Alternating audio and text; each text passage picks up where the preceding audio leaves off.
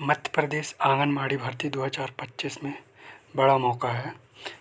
तो आप 12वीं पास और सरकारी नौकरी की तलाश में हैं तो ये वीडियो आपके लिए है।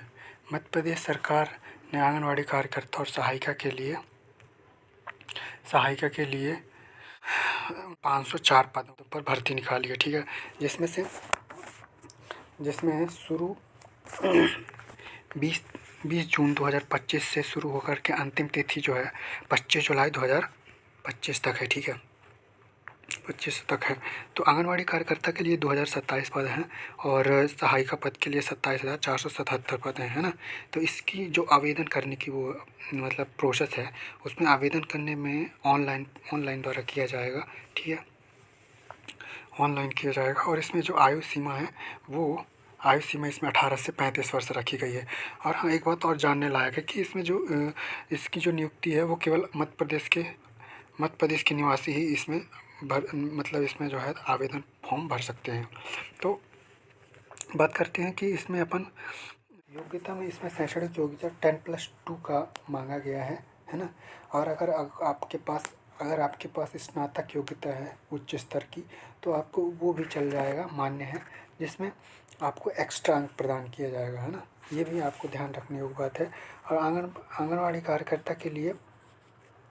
आंगनवाड़ी कार्यकर्ता या सहायिका से संबंधित जो इसमें चयन प्रक्रिया है ना, तो चयन प्रक्रिया में क्या करना होगा कि आपको बिना परीक्षा का वो होना है, ठीक है, भर्ती होना है, जिसमें आपको अलग अलग जो इसमें वो रखे गए हैं क्राइटेरिया, जिसके आधार पे आपको नंबर दिए जाएंगे। कुल इसमें 100 अंकों का दिया जाएगा, ठीक है। तो 100 अंकों में से महिला जो अनुसूचित जाति जनजाति की होंगी उनको 5 अंक दिए जाएगा एक्स्ट्रा, ठीक है। 100 अंकों के अंतर्गत ही इसको निर्धारित किया जाएगा।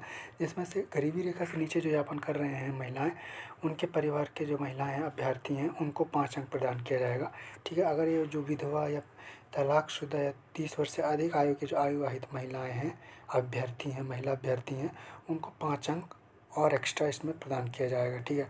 अगर बात करें इसमें, अगर आपके पास 5 वर्ष का अनुभव है, ठीक है, आंगनबाड़ी सहायिका या फिर पूर्व मिनी आंगनबाड़ी कार्यकर्ता, जैसे आशा कार्यकर्ता है ना, उषा कार्यकर्ता, इस टाइप का, तो आपको 10 अंक एक्स्ट्रा प्रदान किया जाएगा। और शैक्षणिक योग्यता की बात करें तो इसमें हायर सेकेंडरी तो इसमें अनिवार्य है ही, साथ ही साथ अगर आपका जो है तो 12वीं में 40% अंक है तो आपको 40% अंक हैं तो आपको 25 अंक, या 40 अंक से अधिक हैं, ठीक है, तो 40 अंक से अधिक हैं तो आपको 2% के हिसाब से 1 अंक प्रदान किया जाएगा, ठीक है। अगर आपके पास उच्च शैक्षणिक योग्यता जैसे स्नातक हो गया, परास्नातक हो गया, है ना, तो उसमें आपको 10 अंक एक्स्ट्रा प्राप्त होगा। और बोनस अंक जो मिलेगा, तो वो आंगनवाड़ी कार्यकर्ता या पूर्व मिनी आंगनवाड़ी कार्यकर्ता उनको प्राप्त होगा, है ना, ये 10 अंक का होगा। और साथ ही साथ इसमें बता दें कि जिनकी जो पुरानी माताएं थी, अगर उनकी तो देहांत हो गई या मृत्यु हो गई है, तो उनकी बेटियों को जिनके विवाह नहीं हुआ है, उनके बेटियों को भी 10 अंक इसमें 10 अंक एक्स्ट्रा प्रदान किया जाएगा, है ना। तो साथ ही साथ इसमें जो वो हैं नियुक्ति के मानदंड सहायिका के भी जान लेते हैं, ठीक है। तो इसमें विकासखंड स्तरीय चयन समिति द्वारा आंगनबाड़ी का जो वो है मेरिट लिस्ट है वो बनाया जाएगा, जिसमें 100 अंक निर्धारित किए गए हैं, है ना। तो इसमें भी सेम है लगभग सिर्फ इसमें शैक्षणिक योग्यता में देखा जाए तो इसमें शैक्षणिक योग्यता में 40% अगर है आपके पास तो उसमें 35 अंक दिया जाएगा, ठीक है। उसमें कितना दिया जाएगा, इसमें दिया जाएगा आपको 25 अंक दिया जाएगा, ठीक है, जो कार्यकर्ता है। और इसमें आपको सहायिका में 35 अंक दिया जाएगा, ठीक है। बाकी सेम प्रक्रिया है, 10 अंक ये हो जाएगा और 100 अंक ये हो जाएगा, ठीक है।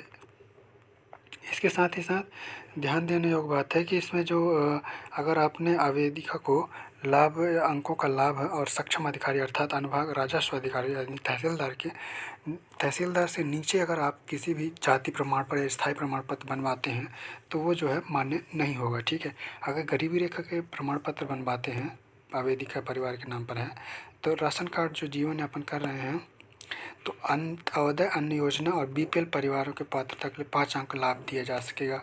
लाभ उसी स्थिति में दिया जाएगा जिस स्थिति में परिवार के नाम विज्ञप्ति जारी होने की तिथि से पूर्व निरंतर अवधि की अंतिम तिथि तक, मतलब कि आपका जो वो बीपीएल कार्ड है वो पहले बन गया हो, है ना। ऐसा नहीं है कि जो अभी आया है तो अभी आपका जो है उसमें जुड़वा रहे हैं, तो ऐसा नहीं चलेगा, है ना।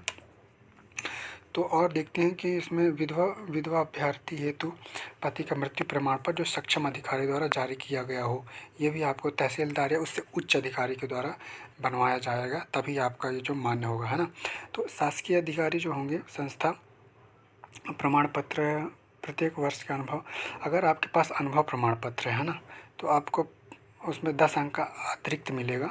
तो 5 वर्ष से अधिक अनुभव के लिए ही अतिरिक्त अंक का प्रावधान, 5 वर्ष से अधिक के अंक का मतलब प्रावधान इसमें नहीं है, 5 वर्ष तक का ही है, ठीक है।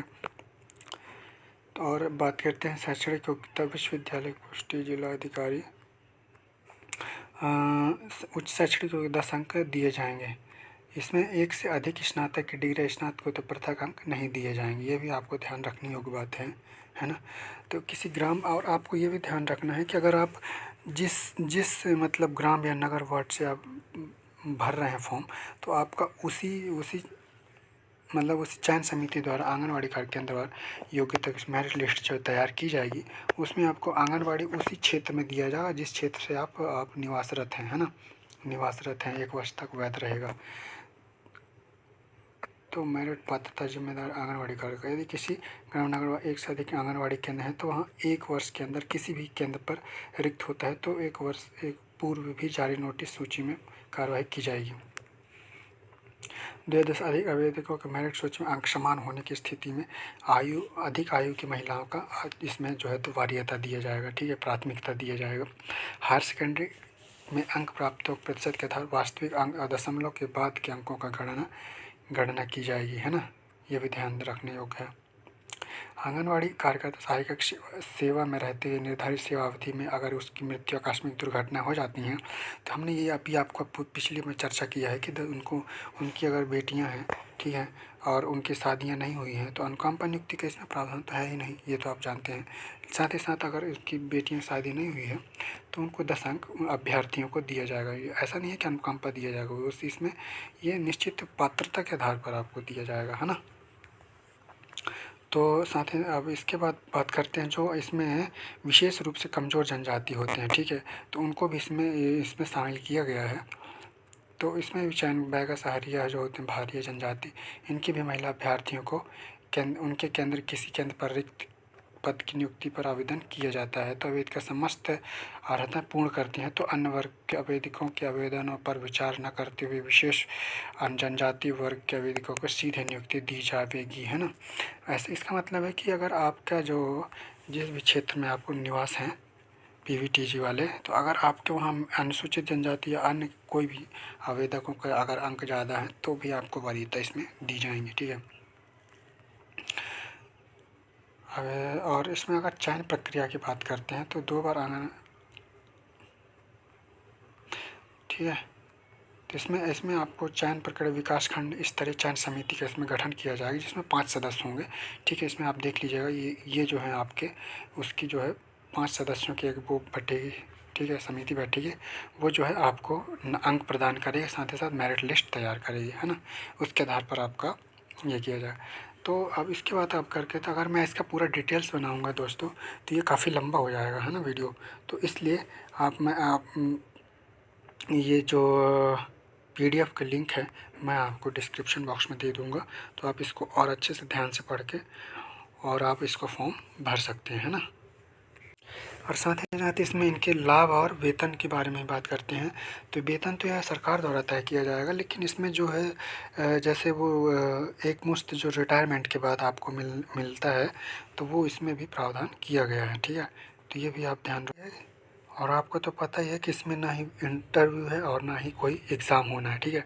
इसमें सिर्फ मेरिट लिस्ट जो बनना है वो अंकों के आधार पर ही तय किया जाएगा, आपकी शैक्षणिक योग्यता और जो मतलब अभ्यर्थियों के जो और वो हैं, है ना, उसके आधार पर आप। ओके, 10 मिनट का वीडियो बन गया।